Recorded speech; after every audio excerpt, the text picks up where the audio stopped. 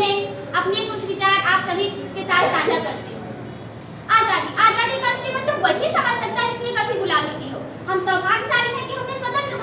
भारत में जन्म लिया। यूं तो आजादी की लौट 1857 में ही जल चुकी थी, जो हमें आज जाकर 1947 में आजाद कराई। इसके बाद प्राचीन, मध्यकालीन और वर्तमान भारत के उदाहरणों से मैं स्पष्ट करना चाहूंगी कि जब हम फिरंगियों के फेरे में फंस गए थे तो रंग दे बसंती चोला की एक आवाज पर टोलों के टोले उमड़ आते थे और उनके इंकलाब, वंदे मातरम, भारत माता की जय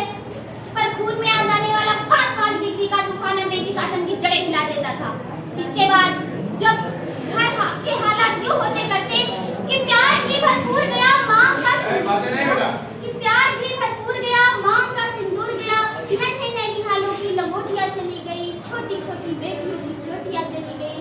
बाप की कमाई गई, भाई की पढ़ाई गई, एक ऐसा विस्फोट हुआ पता ही चला नहीं, पूरे जिस्म की कई बोटियां चली गई, पूरे जिस्म की कई बोटियां चली गई। इस तरह एक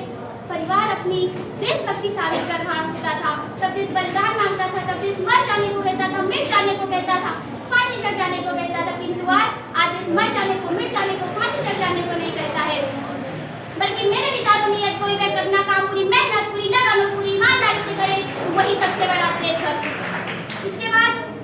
मैं इतना ही कहना चाहूंगी कि मैं नहीं मानती कि फेसबुक, व्हाट्सएप और इंस्टाग्राम की डीपी को 3 रंग में रखना ही देशभक्ति है, क्योंकि महोदय यदि आप कहेंगे कि हाथ में 2 बार, वर्ष में 2 बार तिरंगा हाथ में लेना देशभक्ति है, तो मैं पूछना चाहूंगी कि सरहद पर,